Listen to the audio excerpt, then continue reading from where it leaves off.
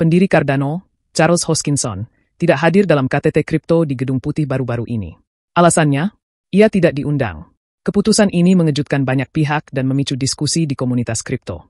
Beberapa orang melihatnya sebagai bentuk pengabaian, tetapi Hoskinson memilih untuk tidak mempermasalahkannya. Sebaliknya, ia justru mengalihkan fokusnya ke hal lain. Namun, apa arti semua ini bagi masa depan Cardano? Mari kita bahas lebih dalam. Selama ini, Hoskinson dikenal sebagai pendukung kuat regulasi kripto yang lebih jelas di AS. Ia telah berdiskusi dengan para pembuat kebijakan, termasuk Senator AS Tim Scott, dan beberapa pejabat perbankan. Tujuannya, menjadikan dirinya dan Cardano sebagai pemain utama dalam membentuk masa depan industri blockchain. Namun, meskipun telah melakukan berbagai upaya, ia tetap tidak diundang ke pertemuan penting tersebut. Dalam menanggapi hal ini, Hoskinson berbicara di platform X.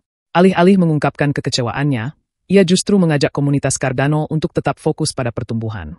Ia mengatakan, hal paling efektif yang bisa kita lakukan sebagai ekosistem adalah fokus pada pertumbuhan dan daya saing kita.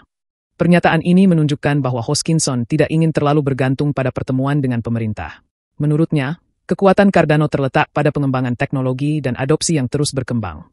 Ia juga menambahkan, ketika ada kesempatan bagi kita untuk terlibat, kami akan menilainya dari kasus ke kasus. Namun, arah kita selalu jelas. Mari kita kembangkan Cardano sambil mempertahankan filosofi desentralisasinya. Daripada terlalu memikirkan politik di AS, Hoskinson kini mengalihkan perhatiannya ke luar negeri. Saat ini, ia sedang berada di Jepang, di mana ia berencana bertemu dengan komunitas Cardano dan regulator lokal.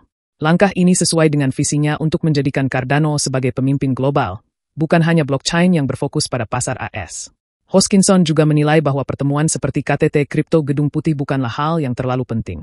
Menurutnya, kebijakan regulasi yang sesungguhnya dibentuk di tingkat Kongres dan lembaga pemerintahan, bukan dalam pertemuan tertutup di Gedung Putih.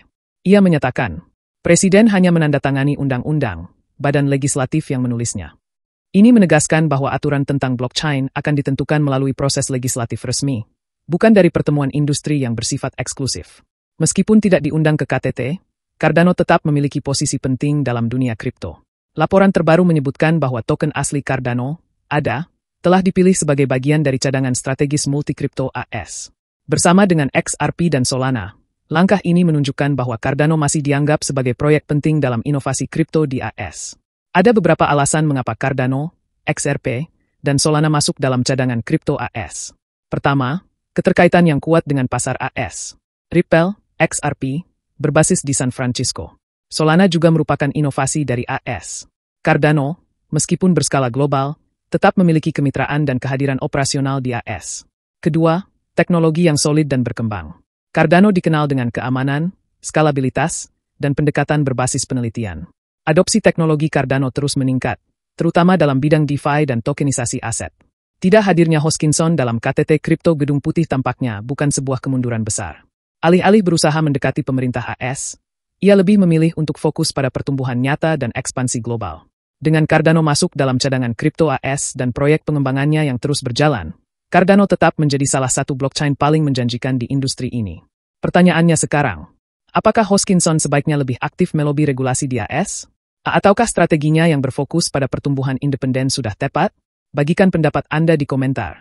Dan jangan lupa pantau terus berita terbaru seputar dunia kripto.